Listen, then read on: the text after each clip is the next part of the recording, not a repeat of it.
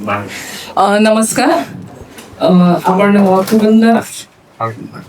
पुरंदर तालुक्यात आपण जिल्हा निवडणूक कार्यक्रम जिल्हा परिषद पंचायत समिती जी आहे निवडणूक त्या संदर्भात आपण बोलतोय.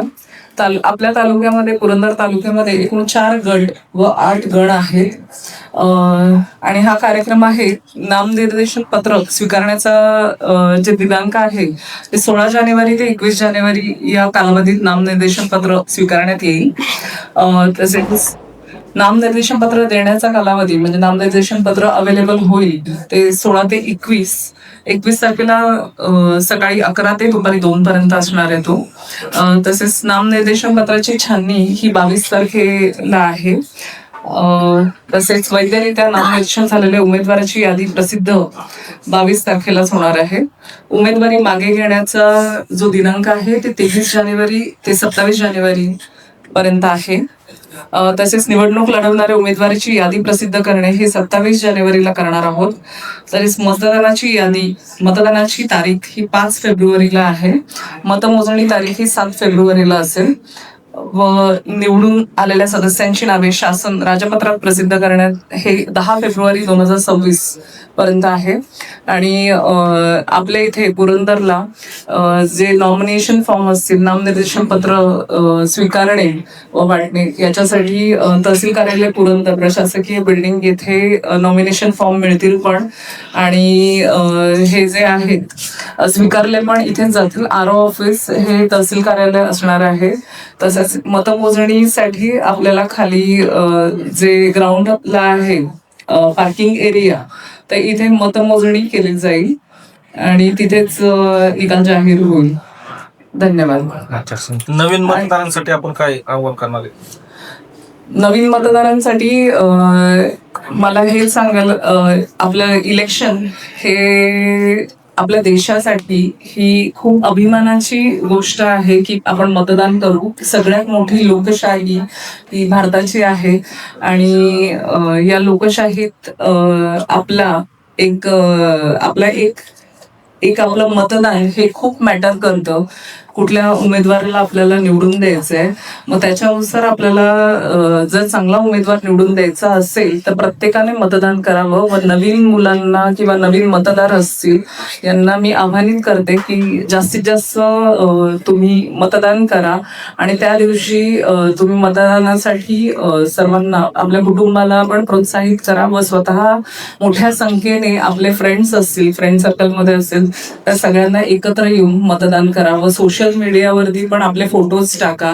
याच्याने तुम्हाला बघून इतर लोकही त्या दिवशी प्रेरित होतील की आपल्याला मतदान करायचं आहे.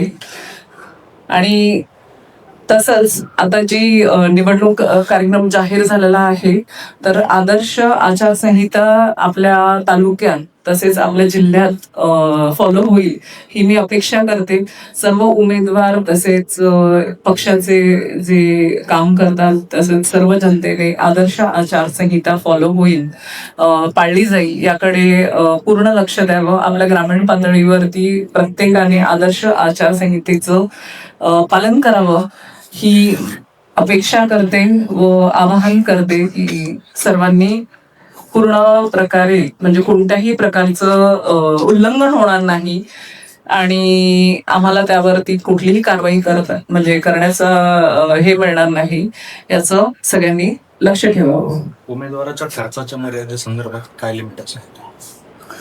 9 लाख उमेदवारचा खर्च आहे ते जिल्हा परिषदेसाठी 9 लाख आहे व पंचायत समितीसाठी 6 लाख आहे.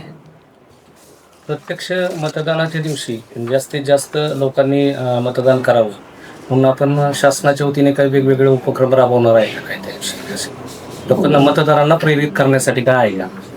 नक्कीच याच्यासाठी आपण स्वीप ऍक्टिव्हिटी आपल्या सुरू आहेत आणि आपण कंटिन्यू त्या सुरू ठेवणार आहोत.